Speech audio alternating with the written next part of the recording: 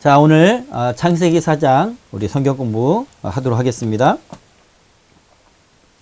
자, 전체 창세기 장 제목을 여러분이 암송을 했으면 좋겠어요.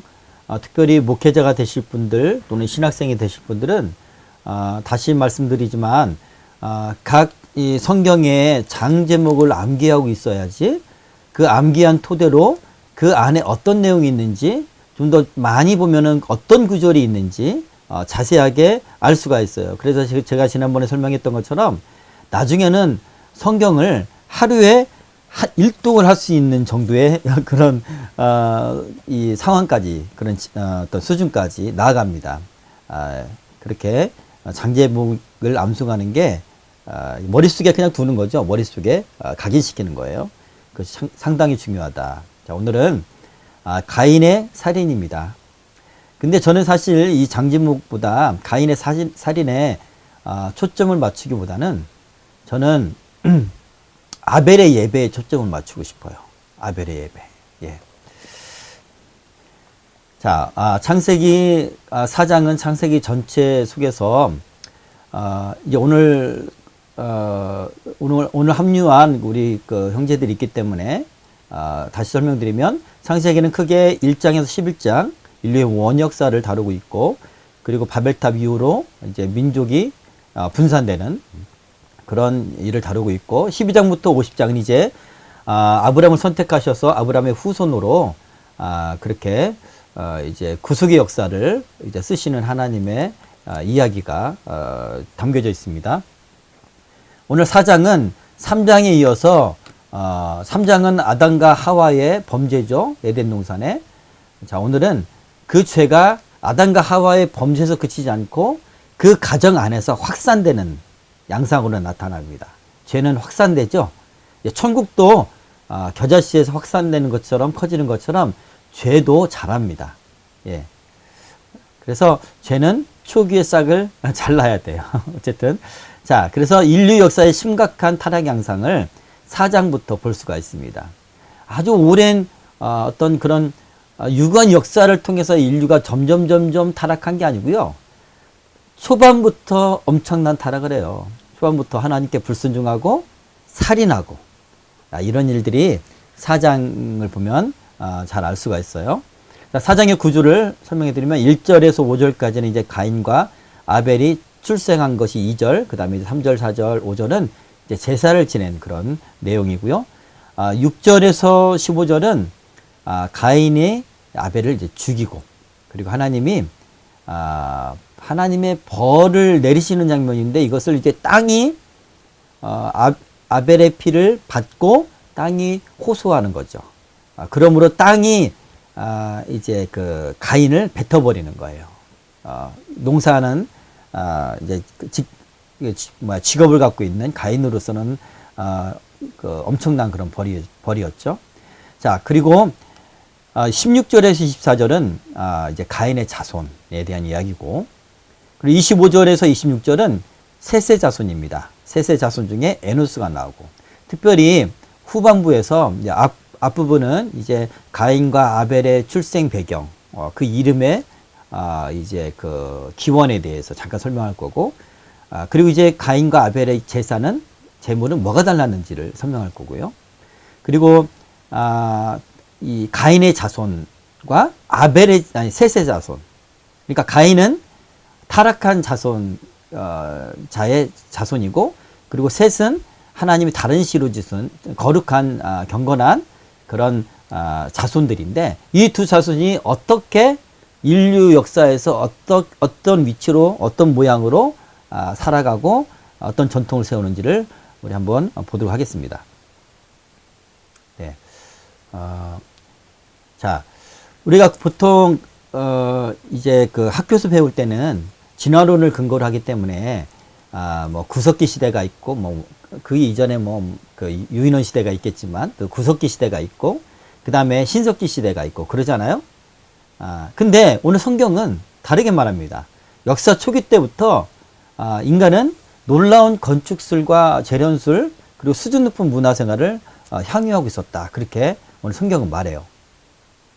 하나님께서 아담을 창조하실 때 지정의, 아담이 모든 피조물의 이름을 지을 정도의 어떤 지혜, 예? 그것을 하나님이 지혜와 지식을 주셨어요. 그렇기 때문에 창조 시기 때부터 문명이 이제 발전했다라고 우리가 볼 수가 있습니다. 우리 진화론에서는 5만 년 전에 호모 사피엔스, 이제 생각하는 인간이죠. 예. 그 호모 사피엔스가 5만 년 전이고, 인간의 문명은 지금으로부터 5,000년 전, BC 3,000년 전. 그러니까 아마도 요거는 이제 노아의 홍수 후의 일이겠죠. 이때부터 문명이 발전했고, 그전에는 완전히 원시 사회다라고 이야기를 합니다. 그런데 생각해 보세요. 원시 호모 사피엔스부터 수만 년에 이르기까지의 인간의 유적이, 그러니까 발전된 어떤 중간기에 있는 여러 가지 유적들이 있어야 되잖아요. 없다는 거예요. 없다는 거예요. 공통적으로 인간의 흔적은 구석기, 그 다음에 신석기. 그 뼈를 이런 호모 사피엔스, 그 다음에 오스트랄로피테쿠스 이런 것들은 그 여러 가지 유인원의 뼈라든가 이런 걸로 조작한 걸로 많이 드러났고, 그래서 진화론은 참 거짓된 그런 학설이다. 중간기에 있는 어떤 유적이 발견되지 않았다. B3000부터 문명이 발전했다. 이렇게 얘기를 하죠. 또한, 이 구석기, 신석기 시대를 얘기를 하는데, 오늘 성경을 보면 두발가인은 쇠와 굴이나 이런 어떤 금속을 재련하고 농기구를 만들고 칼을 만드는 그런 문화까지 있고요. 또 음악을 하는 그런 문화까지 발전을 하고 있었어요.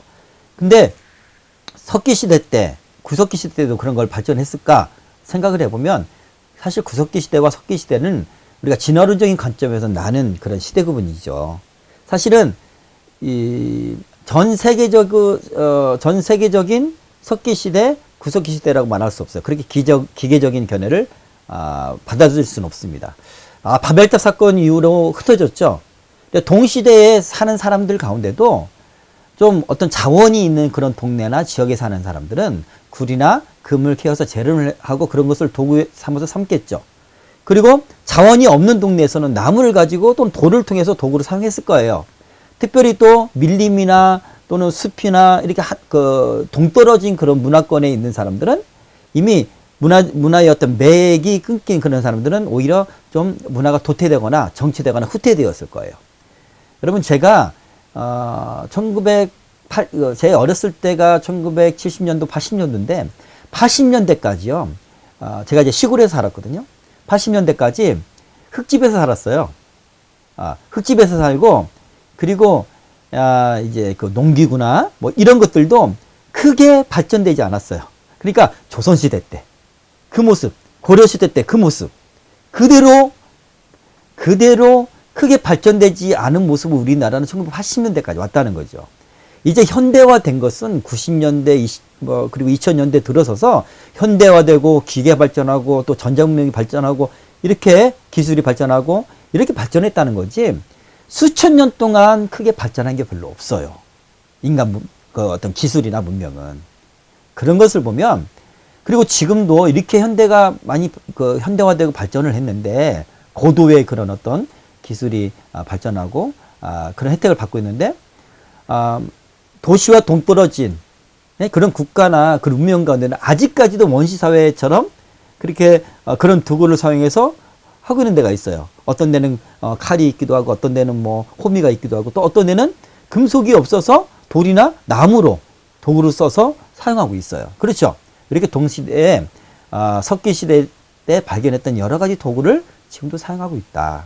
그래서 그 석기 시대의 구분은 우리한테는 의미가 없습니다.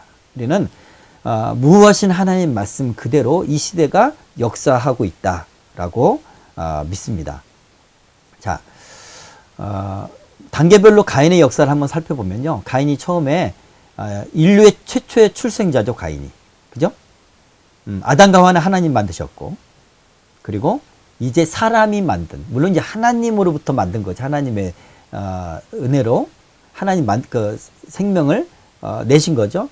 그렇지만 사람의 몸을 통해서, 사람의 몸의 작용을 통해서 낳은 이제 동침에서 낳은 첫 사람이 바로 가인이다 라고 우리가 구분했으면 좋겠고, 가인은 열심히 일하는 농부였고요. 근데 이제 가인은 하나님을 섬길 때 자신의 뜻대로 섬겼어. 하나님이 요구, 하나님의 원하신 뜻대로 섬기지 않고. 그게 아주 극명하게 나타나는 사건이 제사 지내는 사건이에요. 자기가 원하는 뜻대로 자기 스타일대로 예배를 드린 거야. 하나님 안 받으셨죠. 그죠? 그래서 그리고 또 이제 죄를 짓고요. 그리고 죄의 욕망은 뭐냐면 우리 모두 다 죄의 욕망이 있어요. 죄를 짓고자 하는. 거기서 걸국된 사람이다. 동생을 살인하고 그 다음에 하나님이 저주받아서 유랑하는 자, 방랑자가 되었다. 근데 7번이 중요해요. 그럼에도 불구하고 그런 죄인인 가인을 하나님은 유기하지 않으시고 은혜를 베푸셨다. 그렇게 얘기를 합니다. 제가 이제 끊임없이 얘기하겠지만 성경의 역사는요. 인류의 죄, 그 다음에 벌, 그 다음에 하나님의 은혜. 그죠? 아담과 하와도 그렇고 가인도 그렇고 이게 죄와 벌과 하나님의 은혜, 이게 은혜의 하나님의 역사의 수레바퀴예요. 계속 반복됩니다. 이스라엘 역사 가운데도 계속 반복되고요. 오늘날 우리의 삶 가운데도 계속 반복돼요. 그렇죠? 근데 반드시 우리가 기억해야 될 것은 죄와 벌이 있지만 반드시 하나님의 은혜가 그것을 마무리한다. 믿습니까? 항상 하나님의 은혜가 내가 어떤 죄를 지었어도 거기에 대한 응부가 있을지라도 하나님의 은혜가 항상 우리의 결론을 짓는다. 그것을 기억했으면 좋겠습니다. 자, 1절부터 보겠습니다. 아담이 그의 아내 하와와 동침하매 하와가 임신하여 가인을 낳고 이르되 내가 여호와로 말미암아 등남하였다 하니라. 이렇게 말합니다. 동침하였다. 이 동침하였다는 단어는요. 히브리어로 야다예요. 야다. 아주 감각적으로 아는 거예요. 그러니까 사무엘 상에 보면 사사기 동안에 하나님 앞에 이스라엘 백성들이 떠나 있고 하나님 말 불순종하던 그런 시기 때 선지자가 나타나지 않았어요. 하나님을 만나고 경험한 사람이 없어. 하나님 아는 사람이 없었어요.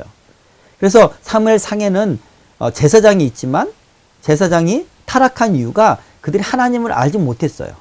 거기서 사용하는 단어가 야다예요. 이거는 지식적으로 성경적인 지식으로 하나님을 아는 지식이 아니에요. 이건 하나님에 대한 경험이야. 체험. 감각적인 표현입니다. 마치 남자가 여자와 부부가 서로 아는 것처럼 함께 살면서 그런 표현이거든요. 이 단어를 꼭 잘 기억하셨으면 좋겠어요. 야다. 자, 이렇게 동침해서 아이를 낳았다. 가인이라는 이름에 한번 집중해 봅시다. 가인이라는 단어는요. 카나라는 단어에서 파생됐어. 근데 이게 두 가지 해석이 가능하거든요. 얻다, 소유하다라는 의미가 있고 창조하다라는 의미가 있어. 그러면 얻다, 소유하다라는 의미로 우리가 받아들인다면 하와가 아기를 딱 낳고 여호와께서 아이를 주셨네. 여호와로 말미암아 등남했습니다. 더 이제 좀 더 깊게 더 나아가서 해석하시는 어떤 신학자들은 이 등남이라는 그런 것을 여자의 후손 남자로 생각을 했다는 거예요. 그래서 하와가 그런 구속사를 이해하고 고백하는 마음으로 하나님께서 이렇게 은혜를 주셨습니다. 그런 고백을 했다는 거예요. 두 번째 해석은 어떤 게 가능하냐면 창조하다라는 단어가 있어요. 의미가 있어요. 창조하다는 의미로 해석할 경우에는 내가 여호와로 말미암아 창조하였다. 남자를, 그러니까 정확하게 말하면 원어는 그 남자라는 표현이에요. 그 남자를 창조하였다라고 라는 그 단어의 뜻이에요. 자, 여호와로 이 세 가지의 어떤 이 단어를 해석하는데 의미에 따라서 크게 갈리는데 여호와로 말미암아라는 이 단어의 뜻은 여호와로부터, 여호와 도우심이라는 뜻이죠. 그리고 등남이 중요해요. 등남은 그 남자를 얻었다로 표현하기도 하고, 그리고 그 남자를 창조하였다라고 표현합니다. 아기를 낳았는데 그 남자라고 표현을 해요. 그 남자. 왜 그랬을까요? 왜 그랬을까요? 하나님이 남자를 창조하셨잖아요. 아담을. 그렇죠? 마찬가지로 자신도 남자를 창조한 거예요. 하와 입장에서는. 하와는 남자의 몸으로부터 나온 동등한 존재였지만 저주를 받아서 남자에게 예속된 것 같은 그런 삶을 살아가잖아요. 근데 자기 몸에서 남자가 나왔어.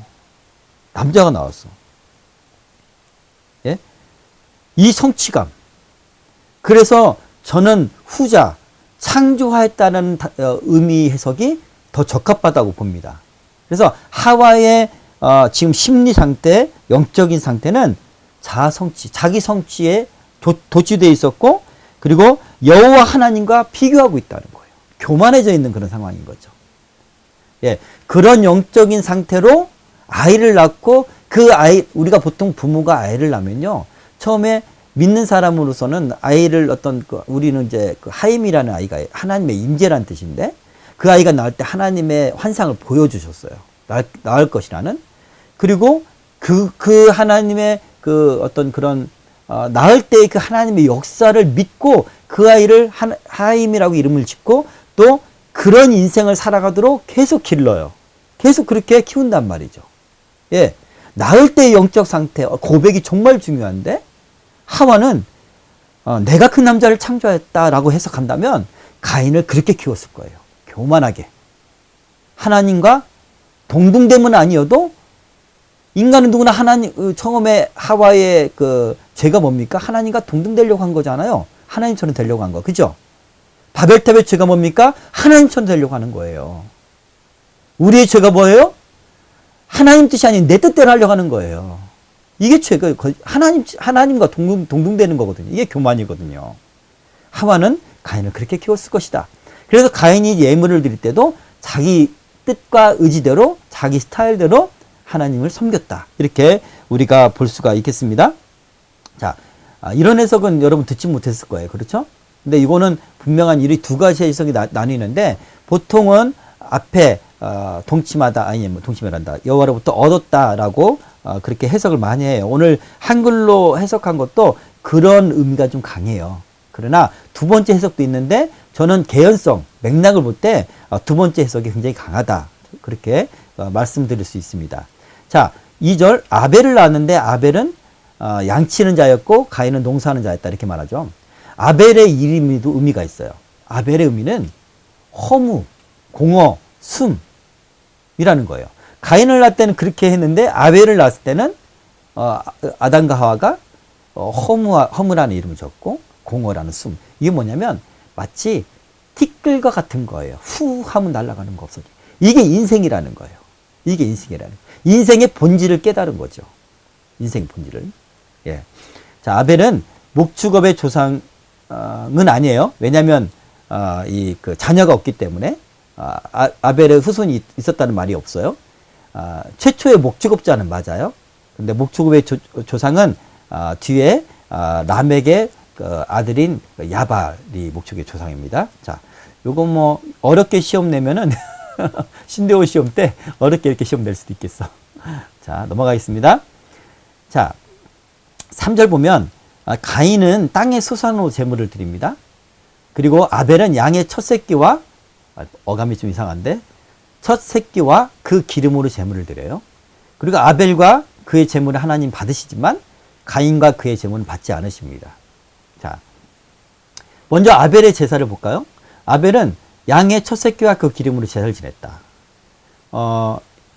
보통 양을 드리고, 우리가 보통 구약 성경에 보면 하나님이 이스라엘 백성들한테 희생양을 속죄제로, 제물로 희생양을 요구하시잖아요. 그때 하나님께 드리는 게 뭐냐면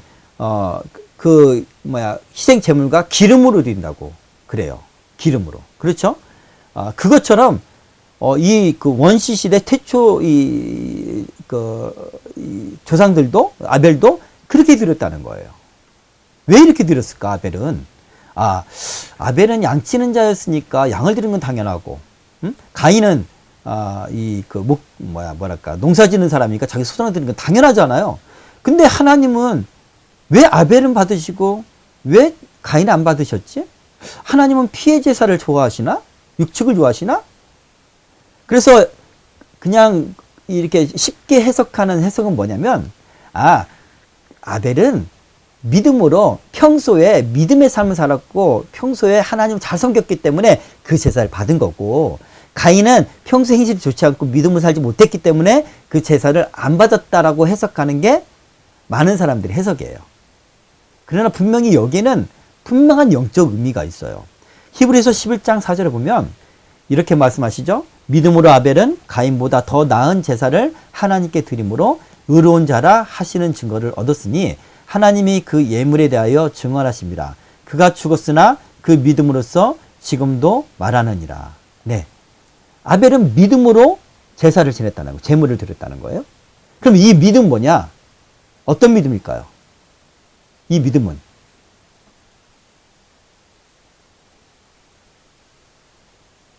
아벨은 알았어요. 뭘 알았냐? 자신이 허무한 삶, 인생, 숨이라는 것. 자기 이름이 그렇잖아요. 정말 나는 본질이 흙이어서 흙으로 돌아가는, 죽을 수밖에 없는 그런 본질이라는 걸 알았어요. 그렇죠? 그런데 또 그런 죄로 말미암아 영원히 죽을 수밖에 없는데 하나님께서 아담과 하와의 부끄러움과 수치, 그 죄로 말미암은 그 결과물을 하나님께서 양을 희생시켜서 가죽옷을 입히셨잖아요. 그게 최초의 희생 제사예요. 최초의 희생이란 말이죠. 아벨은 알았어요.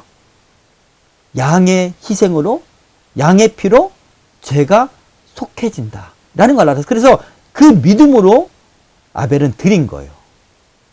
우리가 의롭게 되는 것은 믿음으로 의롭게 된다고 말씀하시잖아요. 그죠? 예, 피 흘림이 없은즉 죄사함이 없느니라 성경은 말하고 있습니다. 그래서 아벨은 그 희생양의 이걸 통해서 자기가 죄인이라는 것, 자기가 본질상 흙이었다는 것, 이 두 가지를 깨달으며 주님 앞에 나갔다는 거예요. 그러나 하나님의 은혜와 사랑으로 희생양을 드리면 하나님이 속죄하신다라는 믿음으로 나갔다는 거예요. 이게 아벨의 믿음이에요. 자, 가인의 제물은 가인은 제사를 하나님 받지 않으셨지만 그것도 제사예요. 그러나 더 나은 제사를 드렸다고 하잖아요. 근데 가인은 자기 스타일대로 드렸어요. 자기 스타일대로. 오늘날 우리가 예배로 나갈 때 이것이 정말 중요합니다. 사실은 예배의 주인은 하나님이셔요. 그렇죠? 근데 많은 사람들은 자기가 주인이 돼. 그래서 자기가 편리한 예배를 드리고요. 자기가 좋아하는 예배를 드리고요. 자기 문화 코드에 맞는 그런 예배를 드리려고 그래요. 그러나 예배는 내가 아니라 하나님이 주인이시고 하나님 앞에 내가 나아가는 거거든요. 그래서 예배를 드릴 때는 반드시 뭐가 필요하냐면 내가 누구인가를 깨닫는 게 중요해요. 하나님 나 같은 사람을 구원하심을 감사드립니다. 그리고 예수 그리스도의 희생, 그 구속의 은혜를 고백하며 찬양하며 나가야 되는 거예요. 그래서 사실은 예배 때 부르는 모든 찬양 가운데는 예수 그리스도의 희생이 있어야 돼요. 예수 그리스도를 찬송하는 찬양이 있어야 돼요. 그리고요, 설교 가운데도요, 항상 예수님이 들어가야 돼요. 주제가 하나님의 은혜가 들어가야 된단 말이죠. 우리를 구원하신. 믿습니까? 그게 진짜 온전한 설교야. 그게. 자, 하나님께서 받으셨다. 히브리어 수아는 응시하다, 주목하다라는 뜻이래요. 그러니까 하나님이 가치 있는 것을 인정하고 아주 주목해서 보는 거야. 그리고 기꺼이 받아주시는 거야. 아벨의 제사를. 이렇게 하나님이 여러분의 예배를 하나님이 기쁘시게 받으셨으면 좋겠습니다. 하나님이 구하시는 것은 상한 심령이라는 말씀하셔요. 하나님이 구하시는 것은 상한 제사, 상한 심령, 회개하며 나가는 예배를 하나님이 기뻐하십니다. 그걸 우리한테 구하신대요. 너희가 이렇게 예배를 드려라.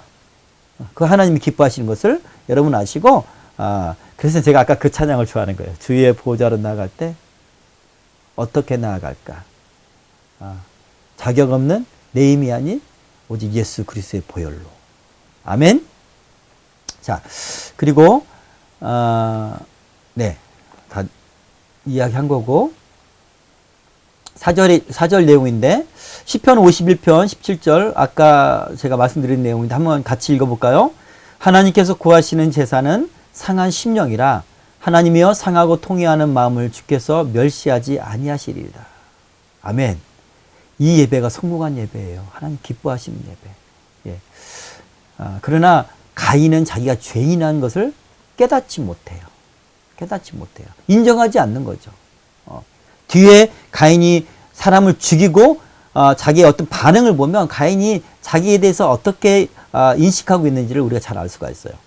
자, 그러면 하나님께서 아벨의 제사는 받으셨고 가인의 제사는 받지 않았다고 하는데 뭐 증거가 있나? 그냥 느낌이 그런 것 같아? 그게 아니고 아마도 고대 시대 때는 구약 시대 때는 보통 하나님께서 임재하시고 제사를 받으실 때 어떤 형식으로 나타나셨냐면 불이 내려왔어요.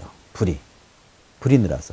이스라엘 백성들한테 예배하는 공동체로 삼으시고 성막에서 처음 제사를 지낼 때 사람이 불을 피우지 않았어요. 하늘로부터 하나님의 불기둥으로부터 불이 내려와서 불을 붙였단 말이죠.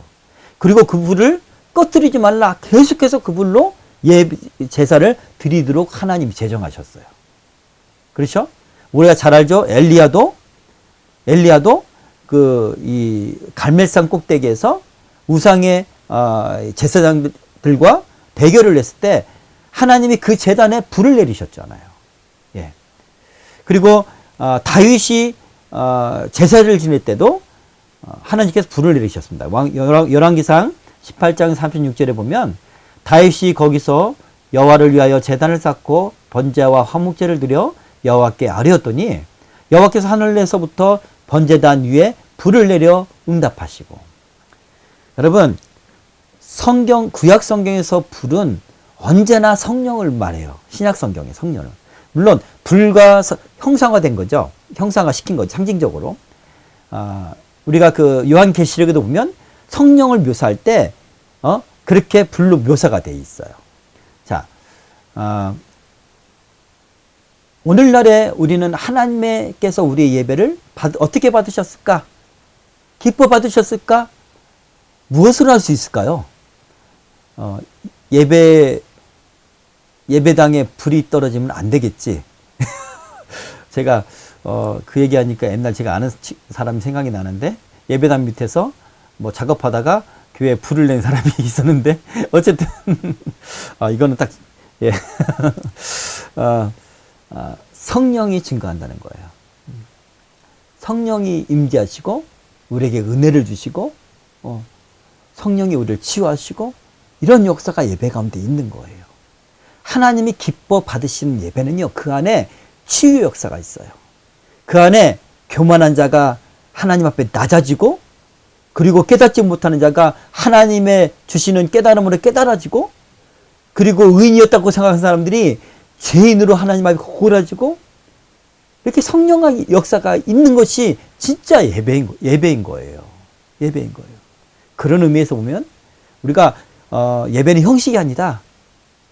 성령이 임재하시고 성령의 역사가 있는 것. 그래 하나님께서 기뻐하시는 그런 예배라는 것. 이런 예배가 모든 교회에서 회복됐으면 좋겠습니다.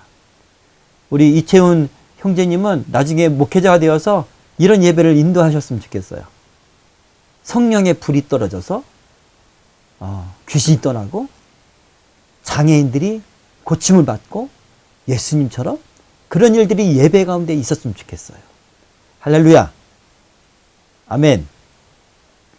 자, 5절 말씀 보겠습니다. 가인과 그 제물은 받지 않으셨대요. 근데 이제 가인이 받지 않으니까 안색이 변하죠. 6절에 보니까, 5절에 보니까 몹시 분하여 안색이 변했다. 이건 좀 이해가 갈 것 같아요. 저도 하나님께 막 뭐 구하다가 하나님께서 응답하시지 않으면 화가 나. 그럴 때가 좀 있어요. 그죠? 그럴 때가 있단 말이죠. 근데 이거는 그래도 하나님을 믿고 하나님과의 교제 속에서 있는 거고, 이 가인은 더 악한 거죠. 자기가 하나님이 아니잖아. 그죠? 자기를 돌아봐야죠. 내가 무슨 예배를 어떻게 잘못되었는지를 돌아봐야죠. 내 영적 상태가 어땠는지를 돌아봐야죠. 그러나 자기를 판단하기 앞서 하나님을 판단했다는 거예요. 분을 낸다는 것은 그 대상에게 를 판단한다는 거잖아요. 그 대상을. 그죠? 예. 자기 뜻대로 자의대로 예배를 드렸다. 하나님 중심이 아닌 자기 중심적인 예배다. 네, 여러분, 오늘날의 수많은 성도들이 자기 중심적으로 예배를 드려요. 그렇게 예배를 드려요. 하나님 중심이 아니에요. 교회 안에서도요, 항존직들, 그리고 열심히 섬긴다는 사람들 교회 안에서 왜 싸웁니까? 왜 서로를 미워합니까? 자기가 중심이기 때문에 그래요. 자기가 중심이기 때문에. 예배를 가지고도 저는요, 사실은 찬양 인도자들, 찬양팀들, 성가대들은요, 정말 거룩하고 정말 자기의 어떤 죄성을 인식하고 하나님의 은혜, 예수 그리스도의 은혜를 깨달으면서 찬양해야 된다고 생각해요. 근데 오늘날에 우리 그 찬양하는 사람들 보면 전문자들 많이 세우잖아요. 처음에는 그런 마음으로 가겠죠. 그러나 이들의 찬양을 잘 들어보면요, 하나님 앞에 감동하며 하나님을 고백하며 찬양 드리는 찬양 같지가 않아요. 음악 같아.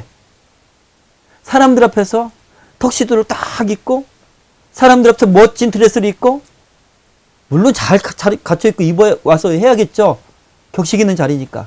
그러나 전반적으로 볼 때 하나님 앞에서가 아니라 사람 앞에서 노래하는 것 같아요. 이거 하나님 받으실까요? 토해내버리라. 내가 토해내버리리라. 요한계시록의 말씀처럼 하나님의 마음이 그러지 않을까요? 성령님이 교회에 임재하시고 싶어도 임재할 수 없는 환경이 오늘날 너무나 많다는 거예요. 어쨌든 우리가 이렇게 아벨의 심정으로 예배를 드려야 될 줄 믿습니다. 우리 두부도 음악을 통하여 하나님께 영광 돌리고 고백하며 눈물로 혼자 있을 때 피아노를 치면서 하나님께 노래시를 작사하고, 우리 그 이채훈 형제님도 음악을 공부하고 있어요. 그렇게 찬양하는. 아니, 다른 사람한테 보이기 이전에요, 하나님께 보이세요. 음악은요, 하나님께 보이고 하나님을 찬양하기 위해서 하나님이 우리에게 주신 자질이란 말이에요. 그만한 영광이 어디 있겠습니까? 그만한 의미가 어디 있겠어요. 그죠? 자, 그렇게 하나님께 고백하는, 시록 다윗이 그랬잖아요. 다윗이. 그런 사람이 되기 바랍니다. 자, 더 있으면 더 많이 하면 잔소리가 되니까. 자, 7절. 네가 선을 행하면 차지 아니고 낯을 들지 못하겠느냐. 그리고 선을 행하지 아니면 죄가 문에 엎드려져 있느니라. 죄가 너를 원하나 너는 죄를 다스릴지니라. 네가 선을 행하면, 이 말은 네가 온전한 제사를 드렸다면, 내게 아무런 허물이 없고 결백했다면 네가 낯을 들지 못하겠느냐. 그러니까 스스로 돌아봐도 자기의 제사가 잘못됐다는 건데 그것을 돌아보지 않았다는 거죠. 자, 낯을 들지 못한 것은 왜 그렇습니까? 양심의 가책이 있기 때문에 그래요. 그리고 하나님에 대한 분노가 영적 상태가 있기 때문에 하나님 앞에 낯을 들지 못하는 거고, 죄의 상태가 있기 때문에 하나님 앞에 낯을 들지 못합니다. 우리가 죄를 범죄하잖아요. 우리가 연약하기 때문에 누구나 죄를 져요. 나도 마찬가지고. 근데 죄를 지면요, 가장 먼저 드러나는 내면적인 현상이 뭐냐면 하나님 앞에 숨고 싶어요. 찬양도 안 돼요. 예배 드리는데 양쌤 가책을 느껴요. 그러지 않습니까? 예, 그렇습니다. 그러나 하나님께서 요구하시는 것은 그럼에도 불구하고 죄를 다스리고 하나님께 나오기를 원하는 거예요. 그렇죠? 자, 죄가 문 앞에 엎드려져 있다. 선을 행하지 않으면 죄가 문 앞에 엎드려져 있다는 것은요, 호시탐탐 노리고 지금 금방이라도 문을 열면은 그냥 달려들 수 있는 그런 임박한 죄를 지을 상황이 되는 거예요. 죄를 지을 상황. 이미 지금 이 가인은 이 영적 상태로 곧 죄를 지을 수밖에 없는, 네? 그런 상황인 거예요. 이 죄를 누가 지켜야 합니까? 마귀가 지켜야죠. 마귀가. 네? 마귀는 호시탐탐 우리를 언제 하나 넘어뜨리려고 문을 열면 문 밖에 바로 있어. 그걸 기억하세요. 그러니까 우리는 선을 행해야 돼. 항상 선을 행해야 돼요. 그것을 선택해야 됩니다.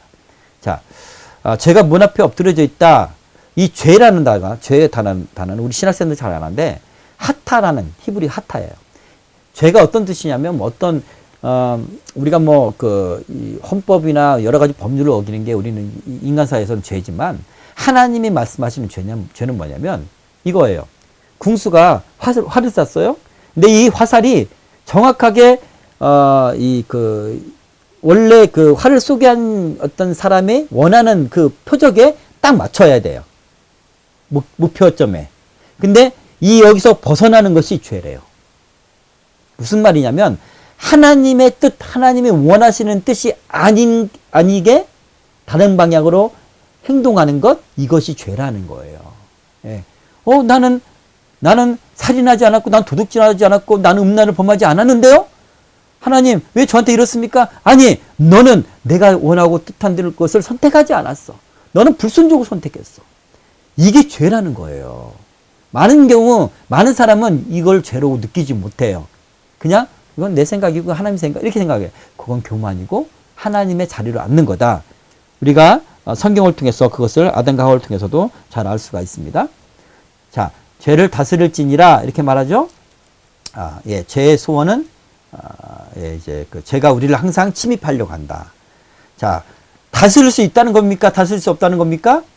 다스릴지니라라고 명령하신 것을 우리가 다스릴 수 있다는 거예요. 언제? 내가 선을 택했을 때, 하나님의 뜻을 선택했을 때. 항상 제가 다시 한번 강조하지만 우리 삶에는 성경의 역사처럼 항상 순종과 불순종 선택과를 항상 같이 주셔요. 믿습니까? 그러면 죄를 다스릴 수가 있다는 거죠. 자, 8절.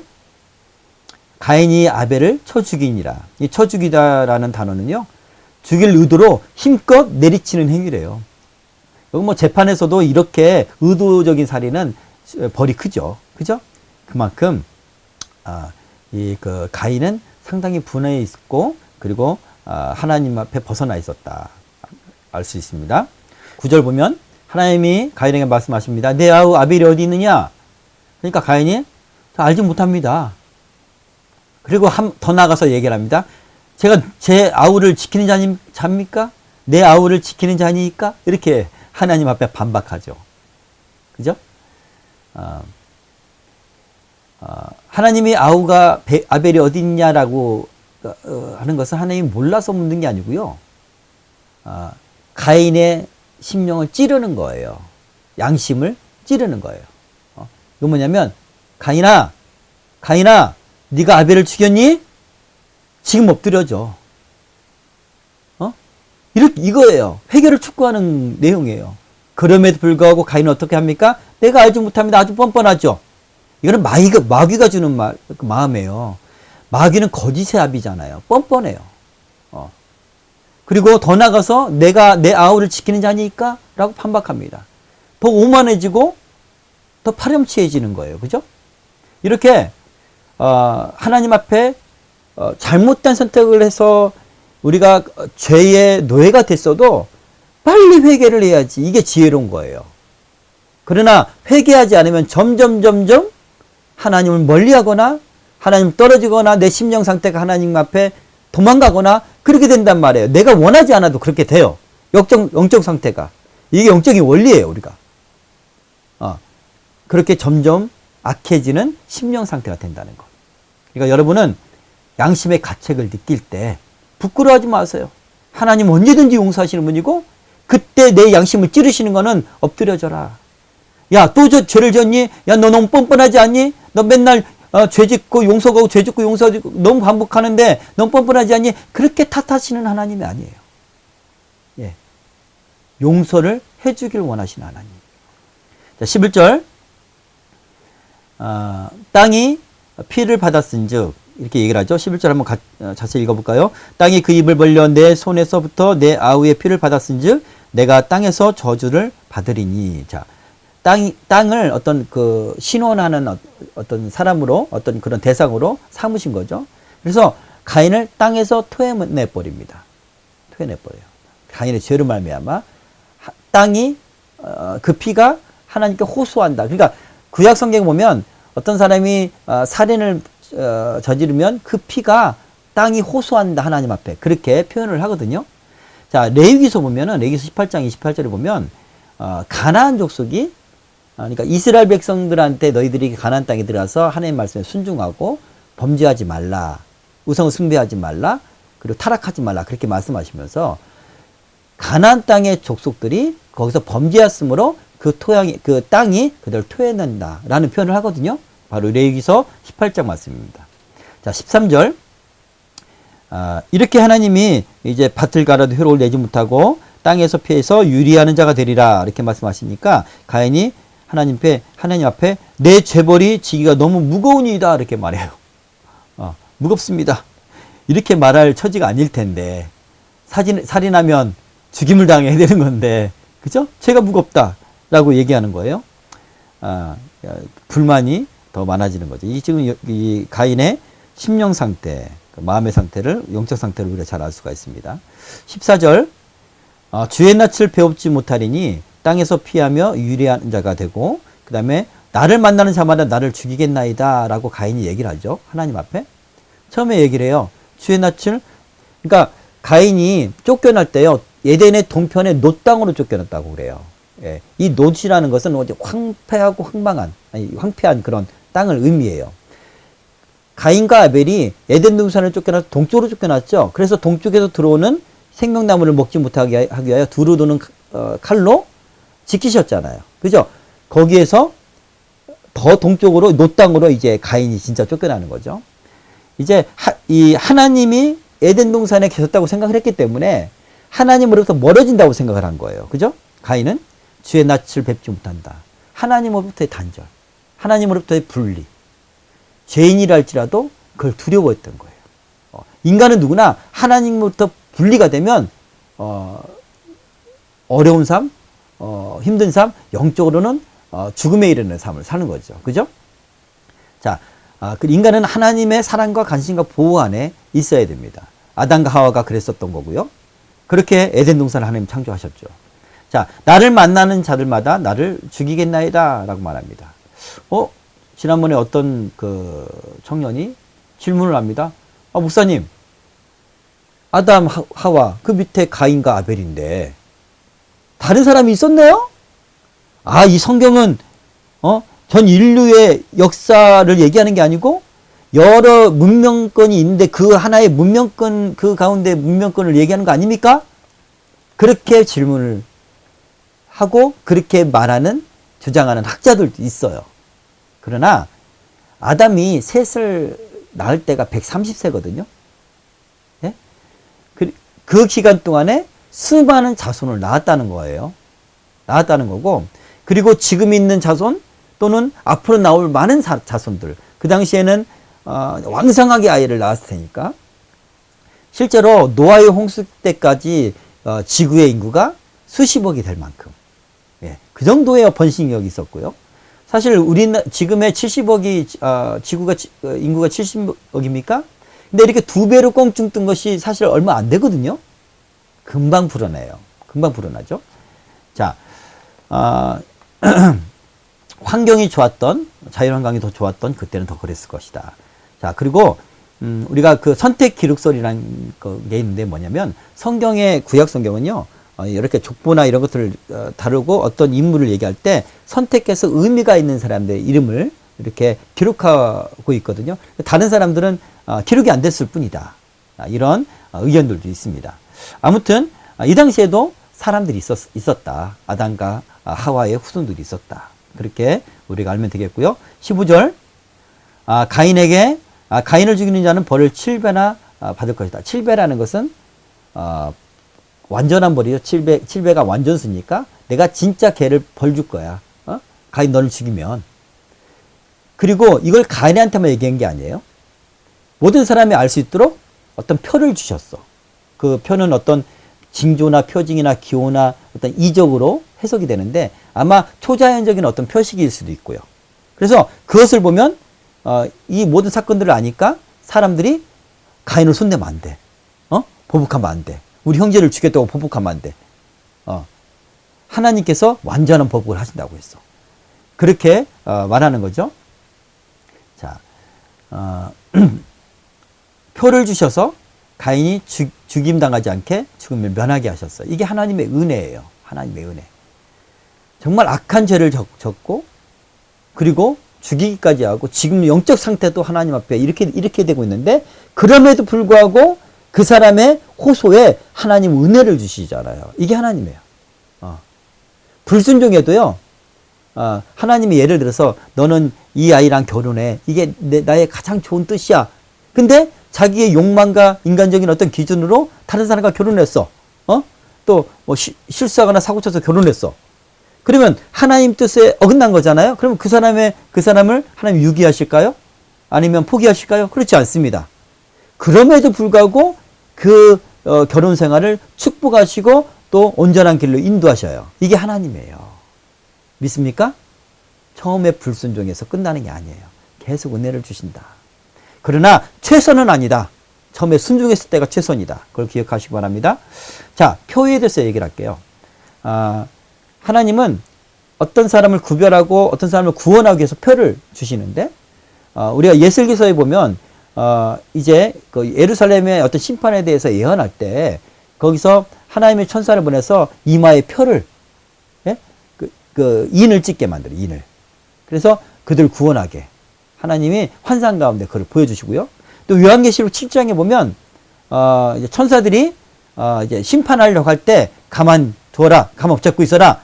그리고 선택받은 사람이 표를 받기까지 가만히 있어라. 그렇게 하나님 말씀하십니다. 이 표는 하나님 구원하는 사람들한테 찍는 거예요. 반대로 마지막 날에는요, 짐승, 적그리스도를 섬기는 사람들이 표를 받습니다. 예, 하나님의 것이냐? 하나님께서 속한 것이냐? 이 표라는 것은 내 거란 뜻이잖아요. 나를 징표하는 거, 표징하는 거잖아요. 그죠? 자, 16절, 17절, 19절. 가인이 여호와 앞을 떠나서 에덴 동산 노 땅에 거주했다. 자, 16절 보면 네, 그리고 여호와 앞을 떠났다라고 하죠. 하나님과의 단절 얘기를 합니다. 이건 누구나 가인뿐만 아니라요. 우리가 신앙생활 잘하다가 하나님과의 단절이 되면요, 우리의 삶도 유리방황을 하고요, 우리의 영혼도 유리방황을 해요. 여러분 잘 경험해 보셨으니까 알 거예요. 그게 영적으로 얼마나 힘들고 심령이 얼마나 힘든 건가를 알 거예요. 그죠? 자, 17절. 이제 가인이 에녹 성을 쌓아요. 정착을 하고, 그리고 이때는 어떤 요새화된 거주지래요. 성을 쌓고, 그리고 이제 두 아내를 맞이합니다. 성을 쌓았다는 이유는 뭘까요? 왜 성을 쌓을까요? 자기를 보호하기 위해서 그런 거죠. 두려우니까 성을 쌓는 거예요. 예. 자, 이때 벌써 건축을 했었다는 이야기고요. 19절 보니까 두 아내와 결혼했는데, 원래 하나님의 창조 질서는 일부일처예요. 일부일처. 그동안 인류 역사는 타락한 역사지. 아브라함도 일부일처는 아니었죠. 하나님의 사람조차도 일부일처가 아니었어요. 모세도 마찬가지였고요. 그럼 이건 뭡니까, 하나님? 타락한 문화 속에서 하나님이 어느 정도 허용하신 거지, 그게 옳은 건 아니에요. 원래 창조 질서대로 돌아가는 게 옳은 겁니다. 자, 신성한 결혼 제도를 하나님이 에덴 동산에 만드셨죠. 그것을 최초로 파괴한 사람이 바로 가인이다.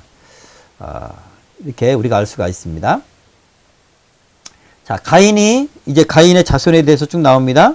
가인의 자손이 16절에서 24절, 그리고 셋의 자손이 25절에서 26절이 있는데, 이걸 비교를 이따 할 거예요. 자, 가인의 자손은 이제 두 아내를 맞았는데, 아내의 이름이 아다와 실라요. 자, 이렇게 한번 한번 그림을 보면, 라멕이 아다와 실라와 결혼해서 잘못된 것 같아요. 네? 어디? 19절인데 20절이고. 아, 잘못 썼네요. 예. 그리고 아까 예. 가인이 두 아내를 얻은 거 맞아요? 아니, 가인이 아니고 라멕. 라멕. 가인의 자손 중에 라멕. 제가 설교할 때도 자꾸 딴 얘기를 해요. 이해를 해주세요. 자, 라멕이 가인의 이제 자손 가운데 라멕 있죠. 그러니까 가인이 에녹을 낳고 에녹 때 성을 쌓고, 그다음에 이랏을 낳고 무야일을 낳고 쭉 넘어가요. 이 사람 이름만 언급했어요. 그렇게 중요하지 않으니까. 근데 라멕이 중요한 거예요. 이거는 자손을 낳을 때 가인의 죄에서 라멕까지 어떻게 악한 것이 더 이렇게 좀 점점 자라는지를 보는 거예요. 라멕은 어떻게 더 악해졌는지 한번 볼 거예요. 라멕이 두 아내를 낳습니다. 아내를 낳는다. 아내와 결혼하는데 아다로부터는 야발과 유발을 낳았어요. 그리고 실라로부터는 두발가인과 나아마. 자, 야발은 가축 치는 자의 조상이 되었고요. 유발은 수금 통수 잡는 자의 조상, 음악하는 사람. 예, 그리고 실라로부터 낳은 두발가인은 이제 재련하는 사람, 그리고 각종 어떤 그런 기구라든가 그리고 무기를 만드는 사람이었고요. 이제 나아마는 딸이고 이렇게 언급이 되어 있어요. 가인이 이렇게 낳고 이제 두발가인이 만든 그 어떤 검을 가지고 이제 사람을 죽이는 내용, 그 내용이 뒤에 바로 등장합니다. 자, 검의 노래라고 해요. 23절, 24절 보면 읽어볼게요. 라멕이 아내들에게 이르되 아다와 실라여 내 목소리를 들으라. 제가 라멕의 좀 약간 그 라멕의 감정이입해서 한번 제가 얘기를 해볼게요. 아다야, 실라야, 내 얘기를 들어봐. 내가 좀 상처를 받아서 말이야. 그놈 죽여버렸어. 그리고 좀 어색한데. 하지마. 나의 상함으로 말미암아 그 소년을 죽였도다. 이렇게 검의 노래라고 하는데 그렇게 떳떳하고 아주 자랑하듯이 얘기를 하고 있어요. 내가 그걸 표현하기 위해서 하려는데 옛날에는 좀 연기가 좀 됐었는데 너무 많이 문화생활과 단절되다 보니까 자, 어쨌든 자, 검의 노래 한번 볼게요. 23절. 이걸 검의 노래라고 하고 생명의 주인 되신 하나님의 주권을 무시하고 조롱하는 그런 지금 행태를 보이고 있습니다. 그리고 자신에게 상처를 주는 자는 가차없이 죽이는, 가인이 아벨을 죽였던 것은 이유가 있었잖아요. 물론 얘도 상처를 좀 받았다고 하는데 예? 이렇게 죽이고 나서 당연하듯이 그렇게 어떤 하나님 앞에서 뭐랄까 아주 거만한 그런 모습을 보입니다. 가인 후예가 이렇게 타락했다라는 걸 볼 수가 있고요. 24절 보니까 또 이렇게 얘기를 합니다. 가인을 위해서는 벌이 700일째인데 야, 하나님이 가인이 죽이고 가인을 보복하는 사람은 벌을 7배나 준다고 했어. 완전하게 하나님이 그 사람을 벌어준다고 했는데 나한테 대두는 놈은 70번에 7이야. 이렇게 얘기하는 거 보니 뭡니까? 70의 7. 이건 뭐냐면 완전한 것에 더 완전한 것을 하는 거예요. 예? 자, 보세요. 하나님의 은혜가 가인한테 임했죠. 그를 보호하시는 은혜. 근데 지금 라멕은 하나님, 내가 얘를 죽였는데요. 나 보호해야 돼요? 나한테 은혜 베풀어 주셔야 돼요? 나 벌하면 안 돼요? 예? 가인한테 주신 은혜보다 날 더 많이 해야 돼요? 이런 뜻하고 똑같아요. 예? 하나님 앞에 그렇게 거만해 있는 그런 모습인 거예요. 예. 그렇죠? 자신의 어떤 그런 보복 행위를 정당화시키고.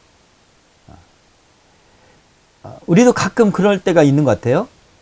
내가 죄를 짓고 했음에도 불구하고 내가 꼬꾸라지지 않고 마음이 교만하거나 나를 스스로 합리화시킬 때가 있는 것 같아요. 그러면서 하나님 이래도 날 용서해 주셔야만 해요. 이럴 때가 있는 것 같아요. 물론 이 라멕과 같은 상황은 아니겠지만, 자, 반면에 그 셋의 후손들은 어떻게 되는지 보겠습니다. 아담이 자기 아내와 동침함에 그가 아들을 낳아 그의 이름을 셋이라 하였으니 이는 하나님이 내게 가인이 죽인 아벨 대신에 다른 씨를 주셨다 함이며, 셋은 다른 씨라는 뜻이래요. 다른 씨.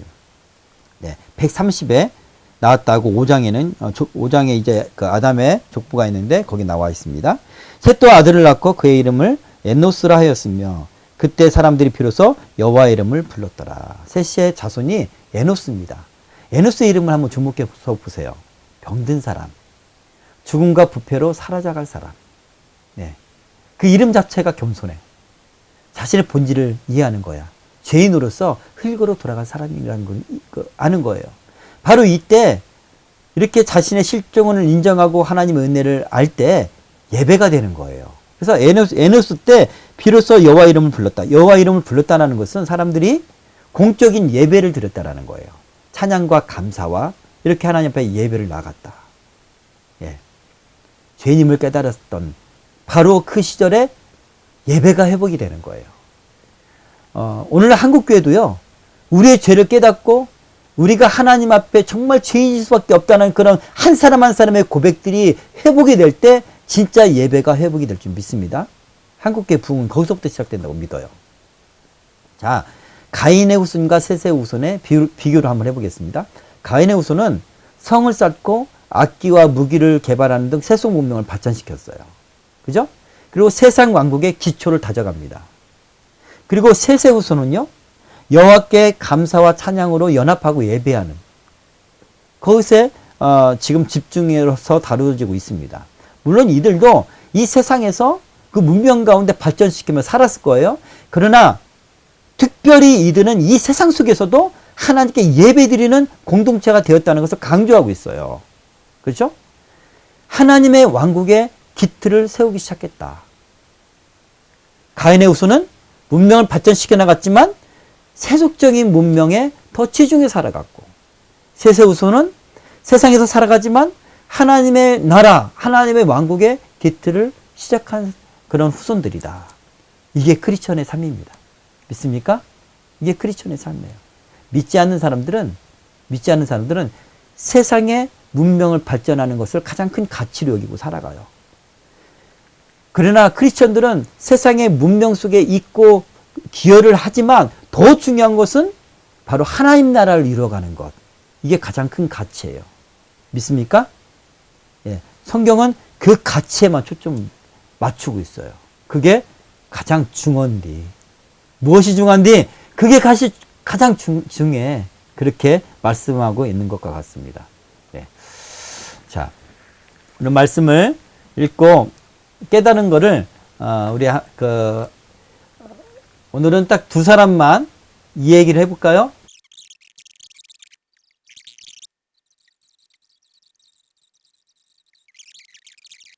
자, 우리 함께 기도하는 시간을 갖도록 할게요.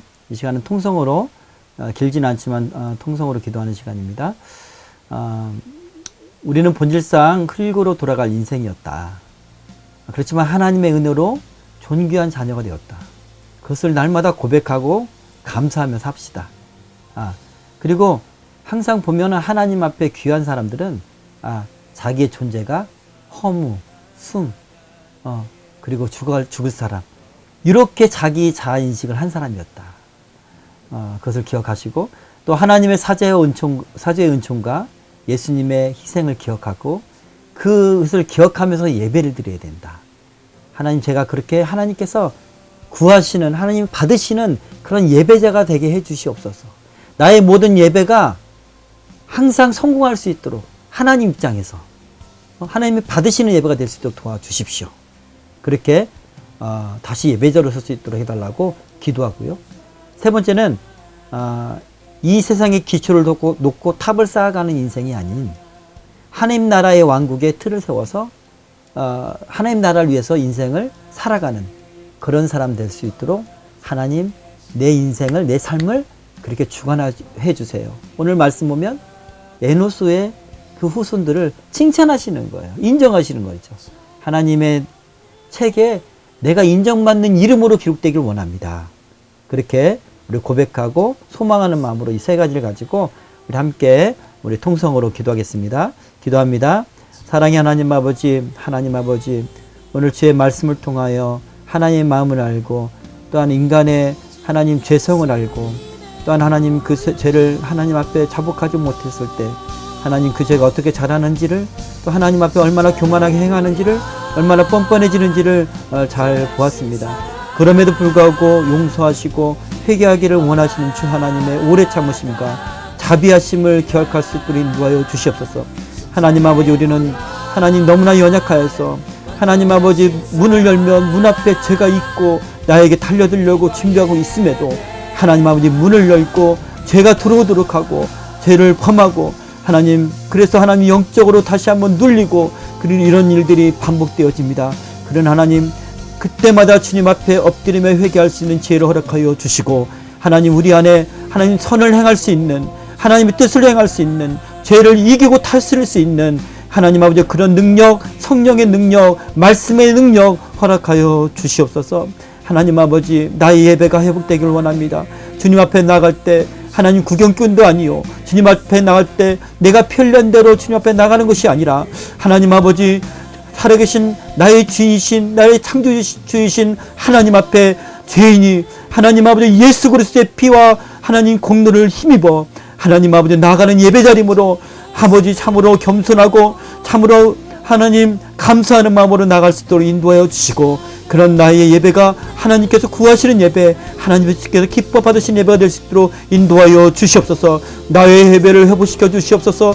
예배를 통하여 하나님께서 불로 임하여 주시고 성령으로 임하여 주셔서 하나님 1시간 2시간 드린 예배가 형식으로 그치는 예배가 아니라 그 가운데 성령이 불로 임하셔서 하나님 내 심령이 변하고 성령이 역사하고 하나님 어둠이 떠나고 하나님 어디 나의 비전이 보이고 하나님의 성령의 은사가 더해지는 그런 예배가 될 수 있도록 하나님께서 기뻐 받으시는 예배가 될 수 있도록 주님께서 임재하시고 활동하시는 예배가 될 수 있도록 나의 예배를 회복시켜 주시고 한국교회 예배를 회복시켜 주시옵소서. 하나님 아버지 또한 우리 사랑하는 청년들 하나님 아버지 이 땅을 살아갈 때 하나님 세상의 하나님 문화와 또한 세상적인 모든 가치관과 하나님 아버지 세상의 어떤 발전을 도모하며 자신의 인생의 성공을 도모하는 삶뿐만 아니라 하나님 아버지 그것보다도 더 중요한 것 하나님의 나라를 세우며 하나님 나라를 준비하는 그런 인생 살아갈 수 있도록 주님 축복하여 주시고 그 가운데 하나님께서 원하시는 비전을 이 청년들에게 보여주시옵소서. 하나님 성령이 임했을 때 하나님 비전을 본다 말씀하셨사오니 성령님 내려주시옵소서. 성령님 기름 부어 주시옵소서. 성령님 장래를 보게 도와주시고 성령님 소망을 품고 하나님 아버지 주님의 나라를 꿈꿀 수 있도록 주님 축복하여 주시옵소서.